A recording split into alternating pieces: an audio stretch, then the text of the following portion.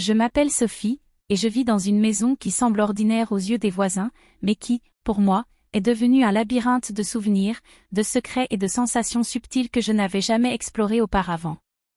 Chaque matin, quand le soleil se glisse entre les rideaux et que le parfum des fleurs du jardin s'infiltre dans le salon, je ressens cette étrange excitation, ce frisson silencieux qui me traverse tout entière. Il n'y a rien de spectaculaire, rien que quiconque pourrait remarquer, mais je sais que quelque chose a changé dans ma vie quotidienne, une vibration douce et persistante que je n'avais jamais connue avant. Tout a commencé lorsque ma fille, Juliette, a trouvé un vieux manuel de jardinage exotique dans le grenier. Elle est descendue avec ce livre poussiéreux, les yeux brillants d'enthousiasme, et m'a supplié de l'aider à transformer notre salon en un véritable jardin suspendu, rempli de plantes rares, de lianes délicates et de coins secrets où la lumière se reflèterait sur chaque feuille. Au départ, j'ai pensé que ce serait simplement un projet amusant entre mère et fille, une activité pour renforcer notre complicité. Mais dès les premiers instants passés ensemble à accrocher les plantes et à installer les suspensions, j'ai senti quelque chose de différent. Nos mains se frôlaient presque à chaque geste, nos épaules se touchaient lorsque nous nous penchions sur les mêmes branches, et il y avait cette proximité presque électrique, douce et silencieuse, qui rendait chaque instant avec Juliette exceptionnel. Nous partagions des rires, des secrets et des conseils, inventant des histoires pour chaque plante comme si elles avaient leur propre âme, et je me surprenais à rester plus longtemps près d'elle que nécessaire, à écouter ses idées avec une attention que je n'avais jamais connue auparavant. Au fil des jours, ce jardin est devenu un sanctuaire secret, un monde à nous. Nous passons des heures à ajuster les lumières pour que les ombres dansent sur les murs, à suspendre des guirlandes fines, à créer des petites cascades d'eau qui font frissonner les feuilles. La complicité entre nous a grandi, tissée par des gestes simples, des touches accidentelles, et une admiration silencieuse pour l'ingéniosité de l'autre. Il y avait cette sensation étrange, à la fois réconfortante et enivrante, de partager quelque chose de profondément personnel, un espace où nos émotions s'entrelacent sans qu'aucun mot ne soit nécessaire. Un après-midi, alors que nous installions une plante particulièrement lourde sur une plateforme suspendue près de la fenêtre, Juliette a perdu l'équilibre. Je me suis précipitée pour la retenir, et nous avons trouvé nos corps proches, trop proches pour que je puisse ignorer la tension qui montait dans ma poitrine. Nos visages se sont retrouvés à quelques centimètres l'un de l'autre, et un silence électrique a enveloppé l'instant. Nous avons éclaté de rire nerveusement, nos mains s'effleurant presque par accident, et j'ai senti une chaleur singulière me traverser, un mélange subtil de protection, de complicité et de fascination. C'était un contact bref, innocent, mais si intense qu'il a laissé une trace dans mon esprit, une sensation que je ne pouvais ni ignorer ni expliquer.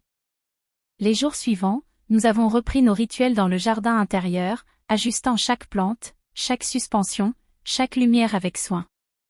La proximité physique était rare et toujours accidentelle, mais la tension émotionnelle et la complicité secrète devenaient presque palpables.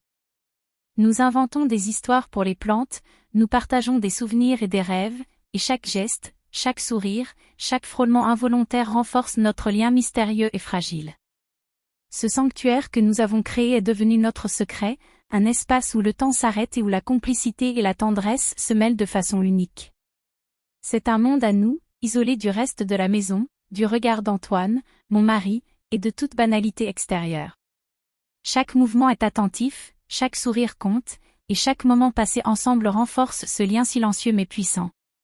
Depuis cet incident dans le grenier, chaque journée avec Juliette a pris une teinte différente, subtilement plus intense.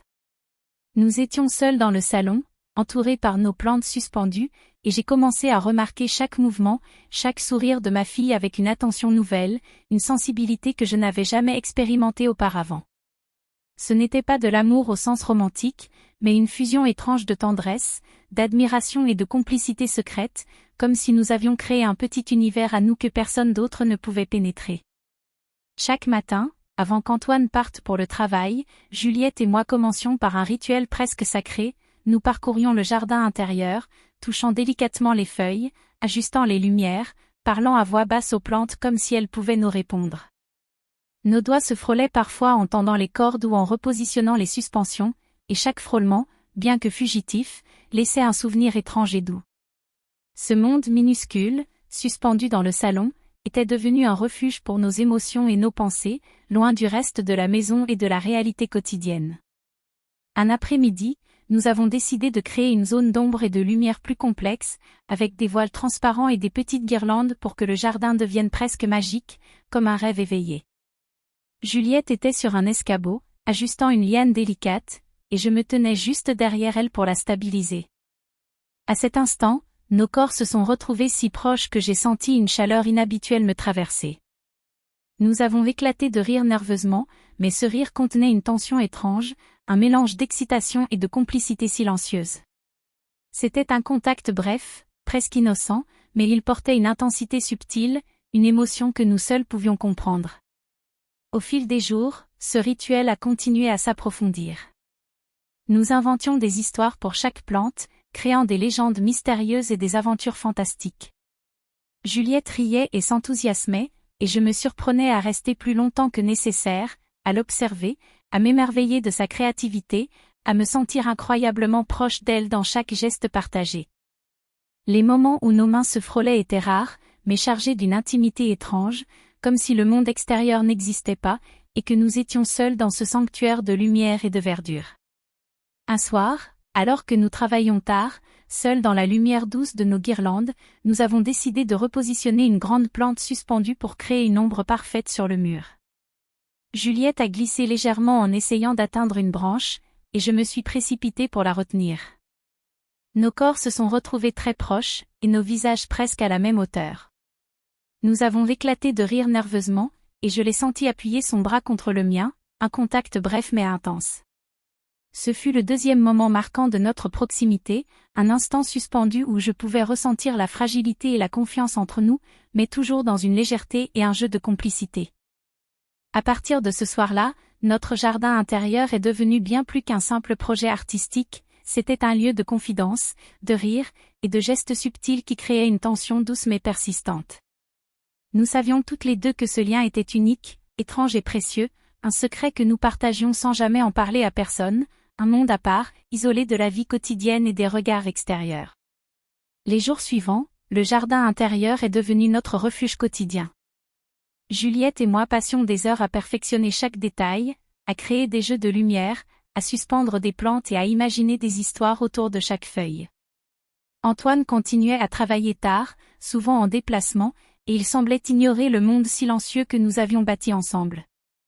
Un après-midi, alors que la pluie tombait doucement contre les fenêtres et que le salon était enveloppé d'une lumière diffuse et chaude, nous avons découvert une nouvelle façon de jouer avec nos plantes suspendues, créer des zones secrètes, presque cachées, où une branche ou une liane pouvait former un petit cocon lumineux.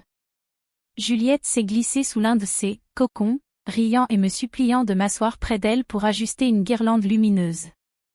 Je me suis installée à côté, et nos épaules se sont frôlées. Le contact a été fugace mais si chargé d'intensité que j'ai senti mon cœur battre plus fort. Nous avons ri nerveusement, mais le silence qui a suivi était lourd de cette complicité étrange que nous partagions. Au fil de cette soirée, nous avons terminé l'installation du jardin intérieur. La pièce était maintenant remplie de lianes suspendues, de guirlandes lumineuses et de coins secrets.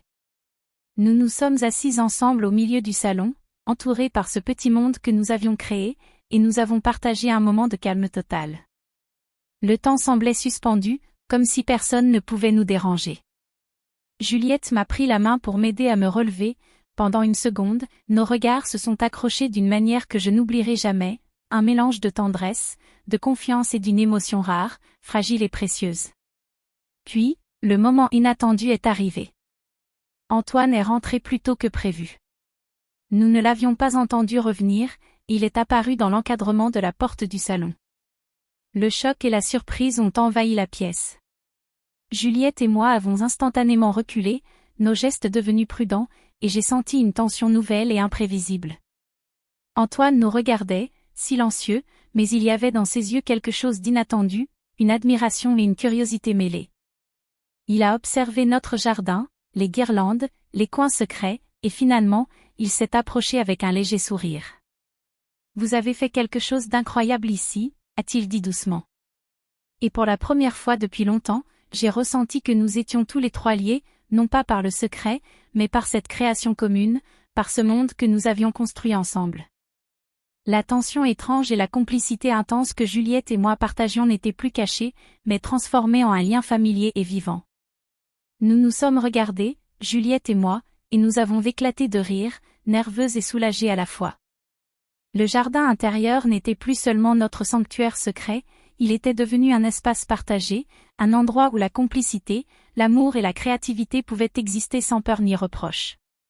Et c'est ainsi que je compris quelque chose d'inattendu. Parfois, ce qui semble être un secret dangereux ou interdit peut, lorsqu'il est transformé par la création et la confiance, devenir un lien encore plus fort, capable de rapprocher les cœurs et de transformer la réalité.